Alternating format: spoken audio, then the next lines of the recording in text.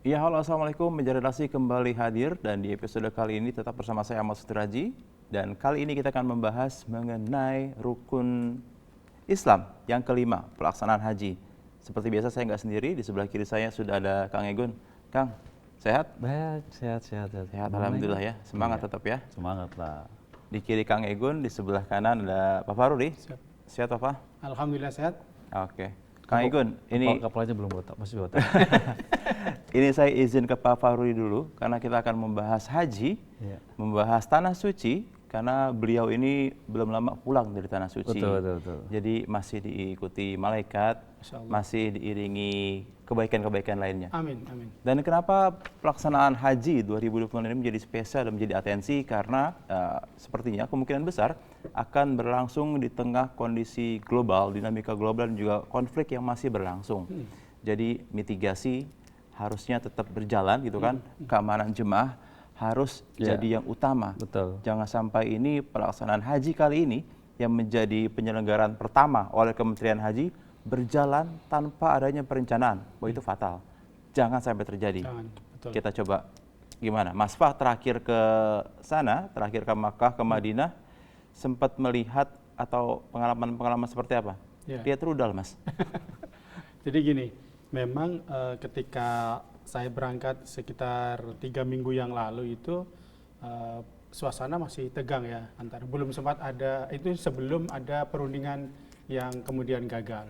Memang sedang menghangat-hangatnya. Nah kebetulan dari Indonesia itu ada 3 penerbangan yang langsung ke Arab Saudi. Jadi ada 3 maskapai sehingga tidak harus transit dulu ke negara-negara yang memang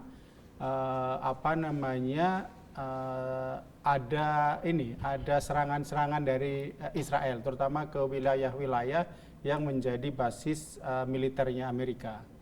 Nah, karena langsung sehingga tidak merasakan ketegangan. Jadi ketika di dalam pesawat seperti biasa sudah dikasih tahu bahwa kita tidak transit ke berbagai negara lah, kayak misalnya Qatar, Uni Emirat Arab atau Oman gitu. Ini langsung jadi alhamdulillah sampai sana juga aman dan sepertinya animo masyarakat meskipun dalam situasi krisis Timur Tengah, animo masyarakat terutama masyarakat Islam ya itu tinggi sekali, terlihat dari berjubelnya jamaah umroh baik di Madinah maupun saat di Mekah. Luar biasa kita ini lihat di sana. Jadi bayangan saya waktu mau berangkat tuh paling ini lengang ya, hanya beberapa negara yang mungkin akan langsung. Ternyata enggak. Dari seluruh dunia kita ketemu ya, dari berbagai negara gitu ketemu bahwa ya mereka seperti biasa menjalankan seperti biasa, tidak ada arti cerita ketegangan atau apa. Itu sih yang kebetulan dirasakan, itu yang saya rasakan beberapa minggu yang lalu. Selama di sana kan kita juga lihat ya Kang Egun ya, di viral-viral itu cepat jemaah kita, jemaah negara lain. Oh lihat ada roket, ada rudal. Nah Mas Fah sendiri bareng rombongan Mas Fah lihat langsung nggak? Nah waktu di Madinah di sekitar Masjid Nabawi itu memang banyak jemaah yang melihat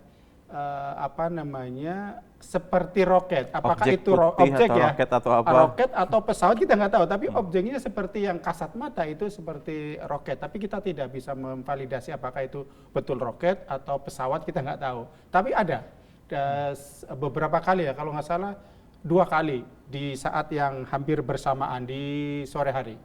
Nggak sempat video? Enggak, saya nggak sempat. Nggak boleh? Nah, sepertinya iya ya, kayak artinya masyarakat untuk fokus aja lah ibadah, nggak usah ikut-ikutan membahas masalah perang. Itu sih. Tapi kalau di secara pengamanan, secara penglihatan Mas Fah, begitu mau masuk ke kota-kota suci, ke Makkah, Madinah, ke Masjid Nabawi, askar ataupun petugas keamanan, unsur keamanan tentara setempat ada peningkatan atau memang ya seperti berjalan biasa saja? Nah, kebetulan 2005 saya ke Mekah juga haji, jadi suasananya tidak jauh berbeda lah. Jadi 2025 ya seperti itu, arti penjagaan di masjid-masjid gitu ya, di Masjid Nabawi maupun Masjidil Haram ada askar gitu ya, di beberapa tempat ada kepolisian juga, tapi artinya tidak menonjol jumlah yang berlebihan atau banyak, atau ada kendaraan-kendaraan militer di jalan-jalan, nggak ada juga. Jadi terlihat seperti biasa saja, nggak ada yang berlebihan ya. Kang Egun. Nah, Ya. ini kalau Kang Egun, setahu saya, beliau waktu ke Tanah Suci ini beda dengan orang-orang lain. Karena mendapat fasilitas khusus Iya, undangan betul. dari raja. Waduh. Nah, itu gimana berbagi pengalaman melihat Tanah Suci melalui jalur yang eksklusif? Eksklusif. Baik Mas Bah. Jadi sebelum aku cerita soal soal pengalaman saya.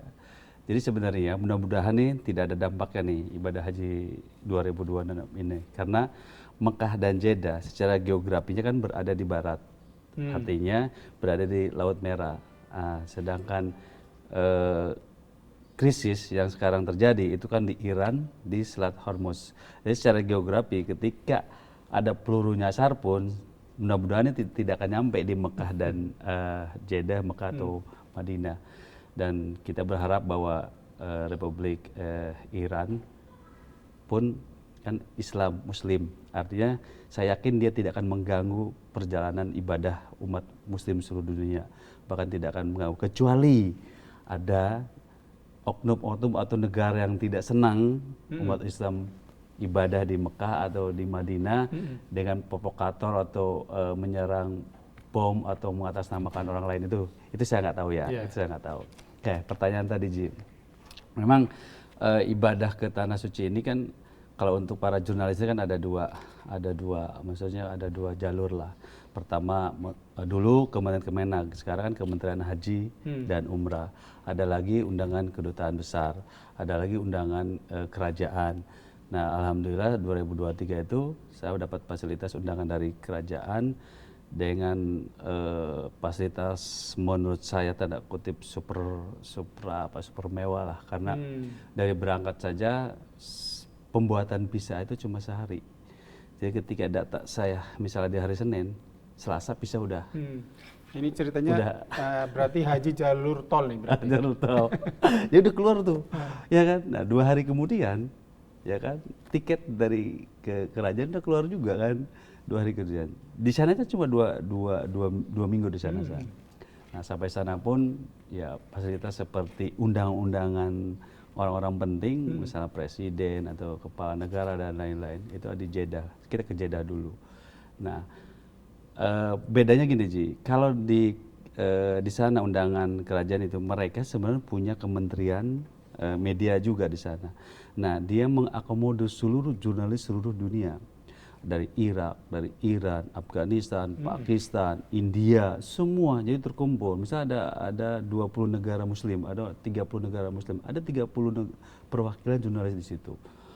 Nah, kegiatan yang kita lakukan itu kalau di Kemenag kan kegiatan ibadah haji teman-teman di Indonesia ya. Kalau di sana itu kegiatan seperti gini, ada namanya upacara militer pengamanan, ada seperti itu. Di situ ada. Jadi seminggu sebelum puncak haji mereka bikin simulasi pengamanan. Kita liput di sana, pasukan pasukan khususnya, polisinya, semuanya, helikopter keluar semua. Terus di sana itu ada media center namanya 911. Jadi media center itu semua mau di Mekah, mau di Madinah, di Arafah, di Musdalifah, CCTV.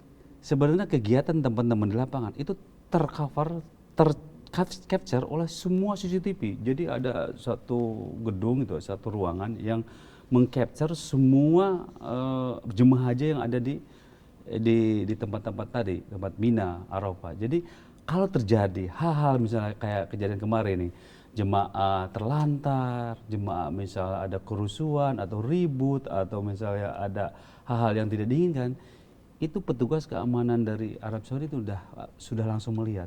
Bahkan disiapkan helikopter. Ketika misalnya terjadi hal yang tidak diinginkan, helikopter itu akan landing, akan mengangkut jemaah haji. Makanya ketika kita ada pemberitaan dari teman-teman di Indonesia bahwa jemaah terlantar nggak terangkut, sebenarnya dari pihak Arab Saudi itu sudah mengcapture itu semua. dan tidak mungkin misalnya tidak terlayani. Saya yakin itu terlayani karena semua ter-CCTV, semua ada di sana. Detail banget. Jadi setiap sudut, mungkin setiap sudut itu sudah ada CCTV, setiap sudut sudah ada CCTV. Mungkin kalau kita nggak tahu, ternyata mereka sudah punya ruangan khusus untuk itu. Iya, ada kayak master control. Ada master roomnya ya. kontrolnya. Jadi saya yakin apa pelayanan yang dilakukan oleh pemerintah Arab Saudi akan maksimal. Belum laskar-laskarnya ya. Askar-askarnya yang ada di Mekah atau di Arafah semuanya ada. Ya cuma emang fasilitas yang saya dapatkan di Mina aja kan teman-teman di Indonesia di tenda. Kalau kita kan ada kayak hotel gitu kan, beruang AC gitu kan, sama di Arafah gitu kan. Ya VVIP lah gitu kan. Ada kan cerita-cerita dari pejabat sana kan banyak cerita juga. Terus begini, saya juga merasakan apa yang dirasakan oleh teman-teman Mas Pa. Jadi saya pingin ke tenda-tenda teman-teman ya, teman-teman jamaah haji reguler. Saya turun, saya minta oleh staf kerajaannya, tolong saya pingin ke jemaah haji Indonesia, dianterin. Orang kan nggak boleh lewat, tapi di Mina tuh kita lewat sampai ke tenda jemaah haji Indonesia. Di sini saya ketemu waktu itu Pak Menteri, saya itu Pak Menteri, terus teman-teman jurnalis Indonesia, terus jemaah haji Indonesia, saya ngobrol bareng. Jadi bagaimana saya merasakan tidur di tenda gitu kan dengan AC terbatas, merasakan gitu. Saat itu kan lagi ramainya tidurnya di luar tenda ya Ji ya. Tidur di luar tenda, saya merasakan tenda, ngelihat toilet yang ya dulu ya ini cerita dulu yang saya ngelihat bener gitu, seperti itu. Terus ketika saya merasakan saya di Mina kontra banget lah. Apa yang saya dapatkan fasilitas dengan yang teman-teman yang jamaah reguler itu sangat berbeda. Jadi intinya kita naik haji jalur apapun sah-sah aja, mau itu fasilitas A, B, C, tapi kan niat kita ibadah. Ya kan niat kita ibadah itu rukun wajib ya, wajib Mas Pa ya, Pak Kiai. Bagi yang mampu. Bagi yang mampu. Jadi itu hal yang menurut saya wah luar biasa ya. Luar biasa Pak Haji. Super istimewa masalahnya pelayanannya pasti. Kalau diuangkan katanya 1,5 M katanya biaya hajinya. Aduh. Ini pelayanan super istimewa, super mewah, dan kalau kita bicara pelayanan tentunya hal ini juga menjadi concern DPR kemarin sama Kementerian Haji. Itu sejumlah fraksi cukup keras kalau menurut saya ini cukup tegas karena lagi-lagi seperti saya bilang di awal, ini adalah hajatan pertama bagi Kementerian Haji dan Umroh. Yes. Ini akan menjadi presiden, apakah presiden baik, presiden buruk bagi Kemenhaj, apalagi di tengah kondisi yang kayak gini. Paling enggak tuh untuk bicara keamanan ya, salah satu anggota Komisi 8 bilang mereka minta 4 deh. Yang pertama itu tetap berangkat dengan pengamanan maksimal. Opsi misalnya pengalihan rute, terus layanan 24 jam di bandara-bandara, in case ada sesuatu di sana. Jadi paling enggak keluarga bisa memantau, oh kondisi keluarga saya bagaimana, kondisi orang tua seperti apa. Tentu juga di asrama haji tetap ada yang standby, media center, updating setiap hari. Dari berapa kloter yang sudah tiba, seperti apa kondisi di sana, termasuk yang terakhir, jika ada skenario terburuk, bagaimana opsi dengan pengembalian dana jemaah. Seandainya eskalasi memuncak tidak lagi bisa terhindarkan, sehingga ditarik mundur pulang, seandainya itu bagaimana? Itu Komisi 8 sangat concern. Karena ini penyelenggaraan pertama oleh Kemenhaj gitu kan. Dan sebagai informasi, ini per kemarin sore, itu sekitar di bawah hampir 100 petugas, itu visanya mendadak hilang. Mendadak hilang di sistem Saudi. Dan termasuk 40 diantaranya visa media center haji. Bisa dibayangkan, jelang 3 atau H-4 keberangkatan petugas haji kita yang sedianya akan menjadi pelayan tamu-tamu Allah untuk tanggal 22 April itu estimasi kloter pertama, gelombang pertama itu sudah terbang. Paling enggak dengan timeline-nya Kementerian Haji tanggal 17 itu petugas kita termasuk jurnalis BTV itu sudah berangkat. Tapi H-2, H-3 keberangkatan visanya hilang. Visa hilang. Sekarang udah, yang terbaru ada nggak? Masih dimitigasi sama Kementerian Haji. Narasi mereka adalah ini lebih kepada sistem. Tapi nggak hanya sistem seharusnya. Ini hal yang krusial. Kebayang nggak? Petugas yang harusnya lebih dulu awal gitu kan, yang akan mempersiapkan. Ya tapi ini semoga bahasa saya adalah lebih baik cobaannya di awal. Begitu cobaannya di awal selesai, lalu bisa membersamai jemaah hingga 60 bahkan 72 hari ke depan. bisa lebih baik. Karena visa itu penting, Ji. Kalau nggak ada visa nggak bakalan terbang. Justru itu. Visa Itu kan penting. Dan ini kunci bisa masuknya petugas. ke negara kan pakai visa. Visa, Ini bisa kalaupun petugas ini gitu kan. sebenarnya harus masukkan ke Arab Saudi ya. Visa itu jangan, maksudnya on time lah, kasih cepat segera gitu. Karena Sebenarnya bukan terlambat ya. Iya. Hilang dari pantauan layar gitu. Dari Dari webnya. pantauan layar. Mau apapun narasinya, Ji, mau itu apapun dari dalilnya. webnya, hilang dari webnya kan. Dari Iya. webnya. Jadi nggak bisa nge-download anak-anak itu. Nggak bisa akses dan Oh, ya, aksesnya hilang. dan itu bukan hanya media center, petugas lainnya pun ini gimana kan? Tapi kalau bisa jemaah haji udah aman kan? Jemaah haji aman. Jadi 221.000 jemaah haji, estimasi 22 April itu mereka insya Allah berangkat di kloter pertama, gelombang pertama. Tapi sebelum itu berangkat, paling kan petugas harus sudah berangkat dulu kan? Ji, gue mau nanya Ji, Mas Pah, haji Mas Pah, saya pernah. Nah sekarang Aji kan pernah jadi petugas haji kan. Nah pengalaman Aji saat jadi petugas haji apa sih yang menjadi masukan buat pemerintah dari sisi mana? Ini perjanjian ini di tengah ini nggak ditanya ini. Enggak. Perjanjian ini di tengah nggak ditanya. Gua ditanya ini. pas sekarang gue tanya, lu kan pernah naik haji juga, ini haji Aji kan? Nah, itu 2 tahun yang lalu, makanya gue tanya nih. Ini masukan buat petugas haji, buat pemerintah yang jadi Kementerian Haji dan Umroh saat ini. Ya pengalaman yang lu alami Ji, kan lu berangkat ya kan 2 bulan di sana kan. Nah jadi pelayan di sana buat jemaah haji, apa sih masukan buat pemerintah? 72 hari menjadi pelayan di sana. Ya, betul. Itu paling nggak justru masukannya bukan untuk pemerintah ya, justru kepada sesama petugas. Oke. Karena apa begitu itu? kita pakai rompi petugas haji, itu nggak ada lagi atribusi dari TV A, media B. Kita petugas gitu kan. Kita lagi ngambil gambar gitu kan. Oh gambarnya bagus, atau ditepok, Mas tolong sendal saya hilang. Lupakan gambar itu.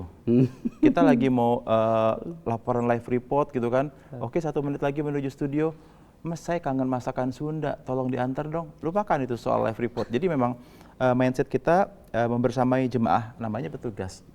Pelayan tamu Allah, apapun yang mereka minta, nggak ada tuh. Maaf saya sedang bikin naskah, nggak boleh. Jadi tugas jurnalistik yang kedua. Termasuk- Pertama pelayanan buat jemaah, kedua Termasuk saat puncak haji, wukuf, kita petugas sudah sangat siap dan berikrar. Iya. Walaupun nanti seandainya saat puncak haji kita nggak wukuf, artinya kita nggak dapat haji itu, tidak apa-apa. Iya.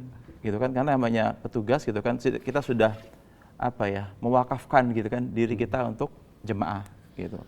Dan termasuk makanya yang cukup disayangkan ini 1 tahun 2 tahun setelah saya ini, karena kan sekarang perkembangan sosmed sangat cepat, hitungan menit bahkan second.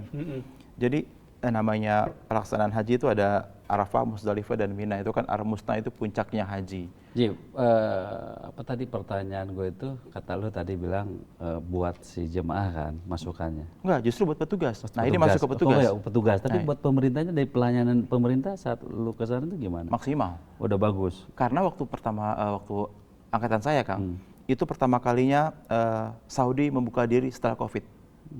Jadi kondisinya Oh, iya. petugas masih utuh, sekitar 1000 sekian, saya nggak hafal detailnya. Tapi jemaah masih setengah, karena masih protokol kesehatan masih sangat dijaga ketat. Terus pertanyaan selanjutnya, Ji, kan lu berapa kloter yang lu pegang? 2?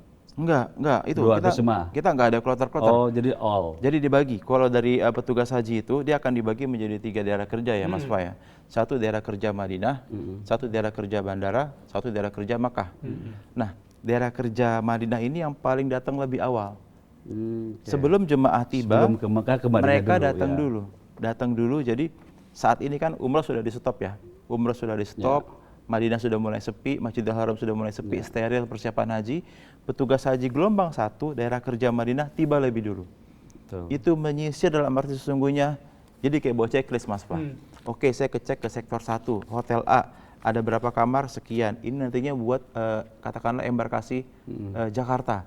Kondisinya bagus. Oke, jadi sebelum jemaah itu datang, petugas daerah kerja Madinah, Dakar Madinah ya, Petugas sudah haji lebih dulu. sudah Dakar Madinah. mensterilkan, sudah bahwa ini udah bisa layak Begitu dimasukin Dakar gitu ya. Madinah datang, jemaah datang. Dan Dakar Madinah ini, dia yang pulang belakangan. Setelah jemaah haji dan di Saudi ini, sudah nggak ada lagi Nggak disugit jemaah, pulang belakangan. Jadi benar-benar oke, ini sudah jemaah terakhir, sudah take off, paling nggak H+2, H+3 setelah jemaah haji terakhir pulang kembali ke tanah air, baru jemaah ada ke Madinah pulang. Ada pengalaman jemaah haji yang hilang terus lu nyari ada nggak? Ada. Pernah. Jadi Gimana? kita berkomunikasi sama KUH juga, kantor urusan haji. Jadi kita sama-sama Mas Wak gitu. Jangankan jemaah haji hilang, sendal hilang pun kita harus ikut Cariin. gitu kan. Iya. Tanya dulu ke jemaah haji, lu sendal hilang kenapa? Di Indonesia Ya, ngapain? ini kembali ke yang tadi, ke soal petugas. Jadi kecepatan digital itu nggak bisa kita bendung. Kenapa masukkan saya buat petugas? Justru 2 tahun lalu ada sedikit kendala di Musdalifah sehingga jemaah itu cukup Tertahan. memakan waktu antrean untuk masuk bus menuju Mina. Betul. Kita media arus utama tidak terinfo itu. Kita tahunya cukup lancar, cukup baik. Justru media sosial dihebohkan oleh unggahan petugas haji tapi dari Kementerian Kesehatan. Oh, bukan dari Kementerian Bukan Agama. dari Kementerian Agama. Kemenkes memviralkan, Bidan-bidan, tolong dokter-dokter, ya. pemerintah ini kami terkendala, tolong bagaimana ini? Dia pakai rompi petugas.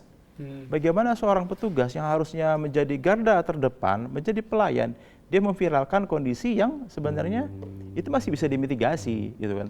Akan lain soal kalau itu dari jemaah sendiri. Betul. Ini rompi petugas dari Kementerian Kesehatan, lalu dia memviralkan unggahan. Ini pelayanannya bagaimana? Kami sudah berjam-jam.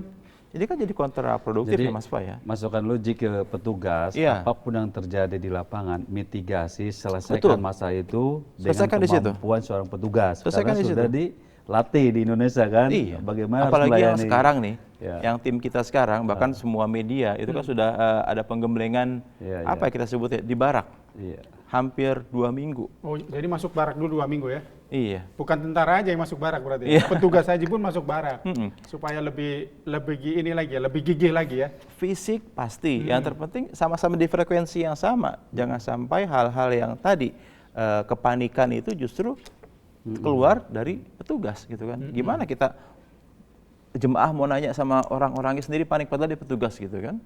Gitu. Apalagi kondisi kayak gini, dinamika kayak gini kan. Memprovok gitu. Misalnya lagi di tanah suci atau di mana. Wah itu apa tuh? Misalnya pesawat, oh kayaknya rudal deh. Jangan kayaknya, bahaya itu kan. Kita salah sebut aja gitu kan. Iya. Nggak bisa. Karena kan ibadah haji kan ibadah fisik ya, fisik itu Iya. penting karena saat ketika di Arafah hukuf, nah yang akan mabit, nah itu di situ krusialnya. Karena saat orang jutaan akan ke Musdalifah disetujui, sedangkan bis itu kan muter, itu kan terjadi kemacetan. Nah makanya nih untuk petugas benar kata Haji, petugas haji itu harus benar-benar menyiapkan itu. Kan ada beberapa jemaah di Indonesia yang memilih untuk jalan kaki, ya kan Ada. 10 kilo, bener kan? Daripada naik bus kita jalan kaki lah ngikutin Nabi gitu. Ada juga yang naik bis gitu kan. Nah, yang menggunakan bis itu ketika dia nggak ada, mengakunya terlantar segala macam gitu. Ada teman-teman kita jemaah haji sampai dia menggendong kakek, itu kan kasihan yang kakek-kakek nenek yang umurnya sudah nggak kuat berjalan kaki. Nah, itu menjadi PR sebenarnya. PR dari next-nya mudah-mudahan tidak terjadi seperti itu. Dan akan terjadi kalau tidak diatasi sebenarnya. iya. Karena Mas, Pak. krusial di situ. Waktu kemarin terakhir ke Madinah ke Mekah, sempat ngobrol-ngobrol juga nggak sama warga-warga kita yang di sana, warga-warga Indonesia yang di sana mengenai kondisi. Biasanya mitigasi dari Saudi gimana seandainya lagi konflik kayak gini? Apakah diminta ke lokasi A, mengungsi ke B atau seperti apa? Oh enggak, jadi mereka kalau kita ketemu sama warga itu lebih urusan bisnis. Mau beli apa gitu dan mau diantar kemana gitu. Tapi Iya. obrolan-obrolan seperti itu bahwa bagaimana situasi di Timur Tengah itu ya. Artinya ketegangan politik di Timur Tengah itu nggak sempat terucap sih sama mereka ya, nggak sempat ngobrol. Beberapa ketemu sama orang Indonesia, tapi lebih ke urusan-urusan ya itu tadi Mungkin bisnis. ada larangan, Mas. Jadi Nah, itu Saudi bisa- secara resmi bikin pernyataan nggak boleh mengumbar apapun misalnya mengenai konflik geopolitik atau situasi perang dalam bentuk apapun. Ada nggak? Tidak, saya sampai tidak mengorek seperti itu sih. Bisa jadi ada, bisa jadi artinya masyarakat terutama yang di sekitar Madinah atau Mekah gitu ya, memang mungkin disarankan ya udah ibadah aja, urusan geopolitik, urusan ketegangan militer itu udah bagian tersendirilah dari pemerintah Arab Saudi ya. Jadi kita fokus aja ibadah gitu loh. Karena kan jadi ketika kita datang ke sana, kalau memang situasinya sangat tegang ya dalam artian karena ketegangan militer di Timur Tengah, biasanya kan daerah-daerah vital misalnya bandara itu penjagaan sangat ketat, banyak kendaraan-kendaraan militer misalnya dijaga, itu nggak ada. Seperti biasa kita seperti masuk bandara pada umumnya gitu kan. Ketika ke Madinah juga tidak terlihat misalnya tentara bersenjata gitu, ya seperti biasa, askar aja yang memang ditugaskan di masjid. Begitu juga di Masjidil Haram seperti itu biasa. Di jalan-jalan juga kita lihat seperti pada umumnya gitu, jalan seperti biasa, sudah tidak terlihat ya. Bahkan misalnya jadi di tempat-tempat penting, misalnya masjid tempat mikot itu kan ada di Bir Ali misalnya, ya yang jaga askar aja. Begitu juga misalnya yang bahkan askar misalnya di Bir Ali saya tidak melihat gitu, hanya petugas biasalah, artinya di situ petugas security di situ ada.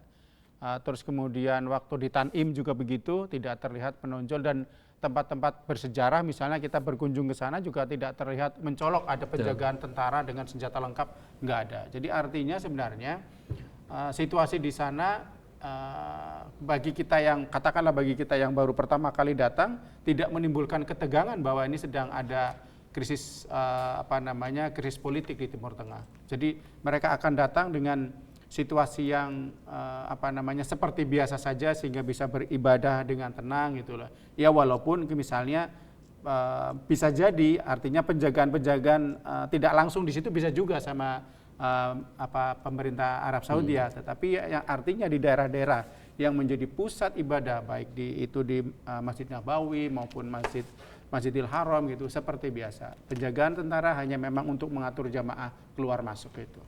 Penutup Kang, Ya, catatan untuk proyeksi pelaksanaan haji kali ini. jadi gini, ini kan ibadah haji 2026 ini kan pertama penyelenggaranya Kementerian Haji dan Umroh, itu berbeda dengan Kemenak.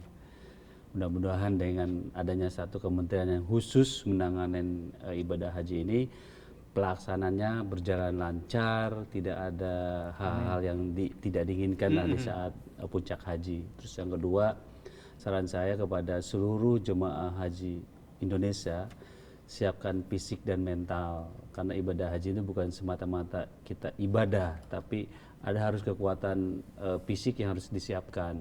Nah, artinya yang misalnya gak pernah olahraga, jalan kaki tiap pagi gitu kan, karena cuaca di sana itu kan beda dengan cuaca di Indonesia. Kita keluar pun, haji pernah masuk keluar ruangan AC, sengatannya udah hilang, keringatannya udah hilang kan, udah dehidrasi kan, air minum harus disiapin juga gitu kan. Nah, ketiga, berdasarkan pengalaman kita ini bahwa waktu pas zaman saya ke sana, yang meninggal itu bukan orang tua aja, tapi yang umurnya masih muda-muda. Nah, saya tanya ke salah satu dokter di rumah sakit ya di Mekah, Klinik Kesehatan KKHI. Ya, di KKI. Saya datang ke sana. Saat itu saya ngajak teman saya berobat sakit gigi. Saya tanya, Bu, mayoritas meninggal apa? Jawaban itu, yang meninggal itu bukan orang tua yang umur 60-70, ini yang muda-muda katanya. Berarti kan serangan jantung atau yang lain. Nah, itu, jadi benar-benar untuk seluruh jemaah haji Indonesia, persiapkanlah fisik dan mental. Dan ingat, ibadah puncak, tujuan semua dari jemaah ini kan di puncak haji. Yang 8, 9, 10, 11, 12 kan itu kan. Dia harus dari Mekah ke Mina, dari Mina ke Arafah, Wukuf, dari Wukuf dia harus balik ke Musdalifah dari lempar jumroh, Aqobah ya kan, Ula, Usa gitu kan. Setelah itu baru tawaf gitu kan, tawaf ibadah yang terakhir ya. Itu harus dilakukan. Kalau benar-benar fisik kita nggak kuat ya itu yang terpenting. Ya. Fisik tolong jaga itu. Dan kita berharap memang untuk penyelenggaraan ibadah haji kali ini yang akan menjadi benchmark bagi Kementerian Haji. Betul. Kita nantikan akan seperti apa kolaborasi dari Gus Irfan dan Bang Daniel Anzar Simanjuntak karena ini tamu Allah yang jadi pertaruhan. Dan kita tunggu juga aja laporan teman-teman di Univers yang ada di sana. Saksikan di BTV. Iya. Gitu ya. Ya, kita kasih mendoakan mereka untuk diberi kesehatan biar pelaksanaan ibadah haji dan mereka meliput untuk di Univers berjalan lancar juga. Nambahin dikit terkait dengan tadi apakah itu yang jemaah haji itu orang tua atau muda. Ini kaitannya dengan waiting list, daftar tunggu yang sampai sekarang itu bisa sampai 26 tahun. Menarik, kita bahas di sesi berikutnya. Enggak, maksud saya mungkin harus diambil cara-cara yang mungkin ekstra agar itu tadi daftar haji itu bukan tidak lagi sampai puluhan tahun ya, artinya 20 tahun ke atas, tapi 2 artinya tahun lah langsung ya, berangkat. misalnya 5 tahun, tapi kan itu harus diambil cara-cara yang luar biasa lah yang Ya diambil. udah, Karena bentar, saya mau nge-war tiket dulu nih. ya, nggak maksud saya, karena kalau antriannya itu 26 tahun, artinya ketika kita baru mendaftar umur 50 tahun, 70. ke 70 baru akan Ada jaminan sampai usia nah, segitu makanya. Ada. Makanya, Ada kalau antriannya padahal ya, sampai usia. orang yang mendaftar haji itu artinya secara ekonomi itu sudah mapan. Rata-rata orang yang sudah mapan secara ekonomi orang Indonesia itu kan di atas 30. Ada sebenarnya tambah kuota, ya kan, tambah kuota Itu Purwoda lain lagi, hilangkan. tapi kita artinya kita manajemen di dalam negeri sendiri. Kalau Iya, tambah iya. kota kan berarti harus minta ke Arab Saudi, itu sih ya. Kita berharap seperti artinya nanti haji berikutnya itu bukan 26 tahun, tapi ya maksimal 10 tahun Ini gitu bukan ya. haji berikutnya, episode berikutnya ini kayaknya. Udah Kalau kita kebayang bahas tema panjang berikutnya. ini. Iya. Oke, itu aja Ji. Harapan. Oke, terima kasih Pak Faruri, Kang Igun. Makasih Kayaknya kurang Haji 30 menit yang ngebahas haji ini ya. Haji Pak. Ya pemirsa, sekali lagi semoga pelaksanaan haji 2025 ini berjalan lancar, jemaah pergi selamat dan juga pulang selamat. Demikian menjadi kali ini. Saya Mas Sudraji, sampai jumpa.